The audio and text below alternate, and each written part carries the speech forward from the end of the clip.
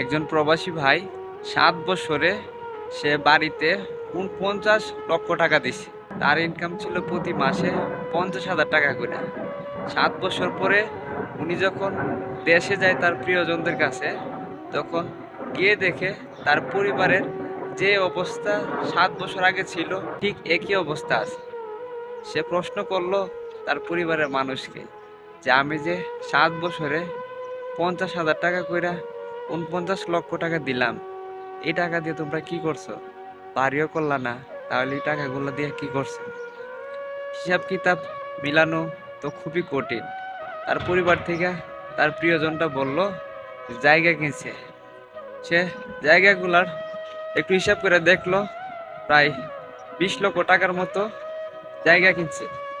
আর বাকি যে টাকাগুলা ছিল সেই টাকাগুলা তারা শুধু সংসারের কাজেই ব্যয় করছে। তার মধ্যে তার ছোট বোন ছিল, বোনকে বিয়ে দিছে। কিন্তু বাকি বাকি টাকাগুলা তার পরিবারের মানুষটাই খরচ করছে। অর্থাৎ 7 বছরে ওই ছেলেটা একটা সমস্যার কারণে সে একেবারেই দেশে চলে গেছে। এখন 7 বছর 49 লক্ষ টাকা ইনকাম করার পরেও সে দেশও গিয়া চিন্তা করতেছে আমি এত বছর কাদের জন্য বিদেশ করলাম, আমার তো কিছুই থাকলো না, আমার তো কোনো কিছুই নাই। আমি যে এখন একেবারে চলে আসছি এই প্রবাস থেকে, এখন আমি দেশে যে একটা বিজনেস করব কিংবা ছোট্ট করে একটা দোকান দিব, ওই টাকাটা আমার কাছে অবশিষ্ট কোনো সম্বল নাই।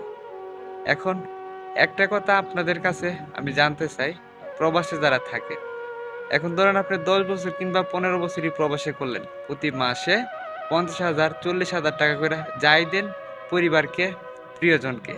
কিন্তু আপনি একটা সময় যখন দেশে চলে যাইবেন, এত টাকা ইনকাম করার পরেও যখন আপনি নিজের টাকা দিয়ে কোনো একটা কিছু স্টার্ট করতে পারবেন না, তখন আপনার কেমন লাগবে?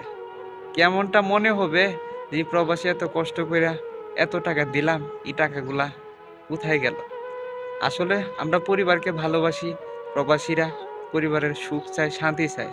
কিন্তু এমন অনেক পরিবার আছে যারা প্রবাসীর টাকাগুলা কোনো হিসাব কিতাব করে খরচ করে না। যে একটা সময় আমার ছেলেটা দেশে আসবে, ওই ছেলেটা দেশে এসে কি করবে? কারণ এই প্রবাসটা তো সারা জীবনের জন্য না। এই প্রবাস থেকে তো একদিন ফিরতে হবে প্রত্যেকটা প্রবাসীকেই তার গন্তব্যস্থলে, তার জন্মভূমিতে। ওইখানে তো সে একটা কিছু করতে হবে।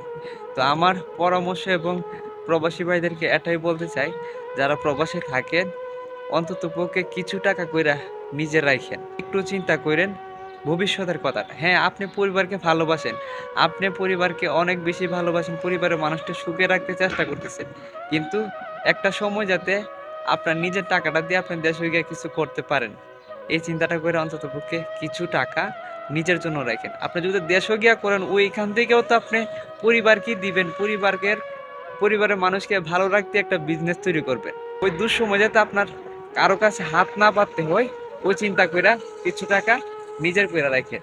ভালো থাকবেন, সুস্থ থাকবেন। ভিডিওটি যারা দেখছেন ভালো লাগলে অবশ্যই একটু শেয়ার করে দিন।